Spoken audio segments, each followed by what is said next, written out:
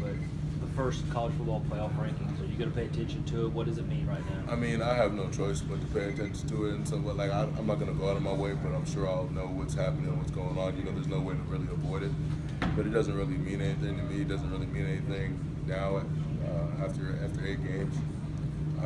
For like the last 2 years, I'm pretty sure the first ranking, when the rankings were first let out, they weren't the same at the end of the season. So you can't really pay attention to it. Just keep playing every game, but focusing every game and preparing like to as hard as you can to win every game.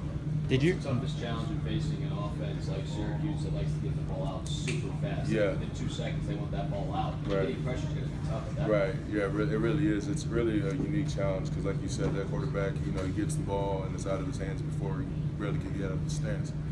And you know, that's a pretty good game plan on their part.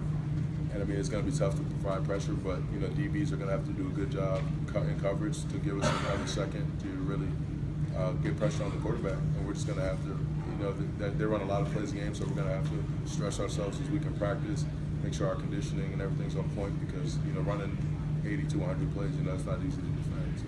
What's your general takeaway, just somehow crazy this last month has been with 3 of those 4 wins? Have you ever experienced a stretch like that with those kind of victories coming down to the end like that? I mean, no, I haven't, but yeah, I mean, it's just great for us as a team because we're battle tested now. We know how to win close games. We know how to go get it when we need it. And I mean, obviously, it doesn't really matter when you win a game. Like, you won the game. It doesn't matter how many points you went by. But sometimes, you know, it's better to get a blowout win and just relax a little bit more and not have so much stress late in the game. But as long as we win, I'm happy. Is there something extra special about winning in that fashion when you do it that many times over the span of a month? Does it help bring the team closer together? It really does, and it just lets us know, like, when we need it, when we gotta have it, and we need it, we're gonna go get it. I mean, I feel like we're at our best when there's a lot more pressure and there's a lot more stress.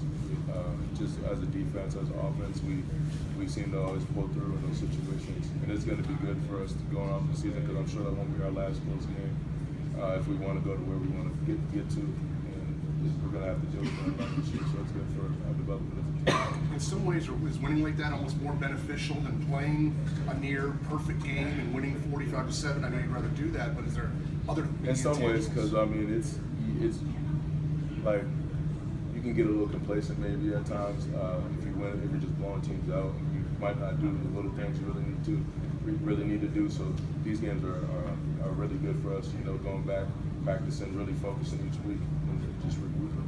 How nice was it to see Austin Bryant in on a couple sacks, and how important is it to have him back in the rotation? It's really important. I'm really excited for him. I'm glad he's back and everything. You know, just adds more depth to our D line and just another guy we can throw out there who really played a good amount of football and can really get his job done. You know, I was jumping up and down when he got that sack, made a good hit on Francois, and you know, I was really happy for him. I'm glad he's back with us, and he seems to be back to his game. You know, it's funny how quick he kind of got back into it. He only played 2 games after missing 6 of them, so it's good that he's back. You know.